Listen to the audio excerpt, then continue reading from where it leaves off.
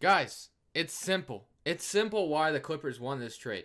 And if you do not know the reason already, you are living under a rock. They got Boban Marjanovic. What other reason do you need to know that the Clippers won this trade, guys? You guys are crazy if you did not know that already.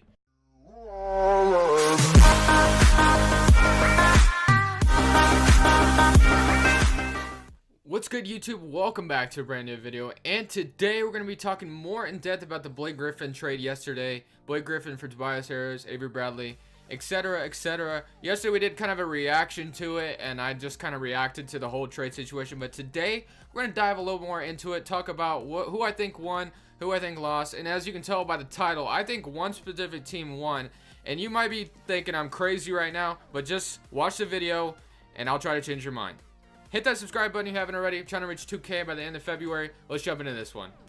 Alright, before we go into why I think the Los Angeles Clippers won this trade, let's talk about what the Pistons got. Let's talk about what the Pistons have. Let's see what we think the Pistons are going to be. So, the Pistons obviously retrieve Blake Griffin. That's a huge highlight of this trade. They also got Bryce Johnson and Willie Reed. Not too bad pickups off their bench. And also the Pistons also get to start Luke Kennard if they want, and Stanley Johnson. Kind of give those two young players some minutes and see what they can do as a starter maybe. I don't know what the Pistons are going to do exactly yet, obviously.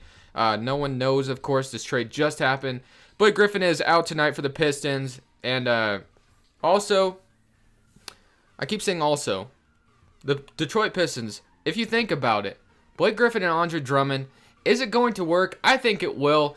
But how far does that really take you? How far does Blake Griffin and Andre Drummond really take you? That has yet to be seen. I think these two are going to be dynamic down low. It's just a matter. It's start of a build process for the Pistons. I think they're headed in the right direction. But I think Los Angeles Clippers got a little bit more out of this than the Pistons might have. But of course, you can't really say one team won the trade or the other. That's just part of the title, guys. And man, it's just a waiting game. We'll really have to see who benefited from this trade the most. But right now, I just have an opinion on why I think the Clippers might have benefited the most, and I'm going to start why I think so. And at number one reason, I think Detroit right now is stuck in mediocrity. I think they're a mediocre team right now. They're not even in the playoff race, or they're not even in the playoffs as of right now, not in the playoff race. They're very much in the playoff race. But the Pistons have just been kind of mediocre. They've been a mediocre team for quite a while. Getting Blake Griffin's going to definitely take them over the hump. It's going to be like a mid-level Eastern Conference team, not Western Conference team. And hopefully Blake Griffin, Andre Drummond, and then if Reggie Jackson comes back, Luke Kennard, all them starting, whatever they decide to do with the rotation, it takes them over the hump. Maybe makes them like a 4th, 6th seed. I just think the Pistons right now are mediocre. And then the second reason is Avery Bradley is on a 1-year deal.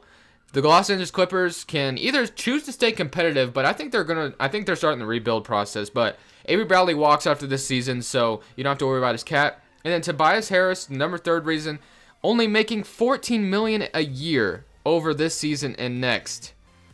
He can either become a trade asset, or he could even become a Victor Oladipo story, guys. Like, maybe he becomes a beast and comes the number one option there and starts playing out of his mind like Victor Oladipo did. No one expected that. He's averaging 18 points per game this year, and he's not even really the number one option. If the Clippers do get rid of Blake Griffin, or not Blake Griffin, if they get rid of Lou Williams and DeAndre Jordan, Tobias Harris, maybe next season he's like the main guy around there, and who knows? Let's see what he can do. And then the Clippers also got rid of Blake Griffin's massive contract. The rebuild process can finally start, and the Clippers still can trade Lou and DeAndre Jordan, which this is where I'm jumping into right here. DeAndre Jordan and Lou Williams are obviously players they are trying to trade right now, and I think they could get decent young players. It's just a matter of time what we see the Clippers get, honestly, and it's just going to be great, man. This trade deadline has been already amazing, and it's just awesome to see that. So I think DeAndre Jordan, they could probably get a first rounder for DeAndre Jordan. I feel like I'm not sure what they can get for Lou Williams. I think Lou Williams is a free agent after this season. But two teams that really need Lou Williams now more than ever is the Oklahoma City Thunder and the Washington Wizards for sure. Because, like, those two teams' benches are bad, but their starting lineup is what's taken them to where they are. But if they had a bench Lou Williams is going to immediately impact your bench. DeAndre Jordan's going to immediately lock down the paint for you a little bit, not always, but honestly, guys, it's just a crazy trade. It was just a crazy trade, and my reaction to it, like I said, was yesterday. So if you haven't watched that, go please watch that, man. But Los Angeles Clippers, I think they're just starting to rebuild, and it's good. This is a good first trade for them. It came out of nowhere, but they got some decent players back. They even got a first rounder that's top 4 protected over the next 3 seasons, and then they also got a second rounder. Who knows what that second rounder can turn into? That first rounder can turn into. The Clippers just got a lot back that can help them start the rebuild process. And I still kind of have some confidence that Tobias Harris could become maybe a star, guys. Who knows? Dude's like only 26, 27, maybe even 25. I don't know his age at the top of my head, but man, Clippers, good first start to the rebuild process, and I can't wait to see what this team does going down the line as far as trading DeAndre Jordan and Lou Williams. And then it's going to be fun to see the Pistons. What are they going to do from here on out? They have Blake Griffin, Drummond down low. Are they going to start Kennard? Are they going to start Stanley Johnson?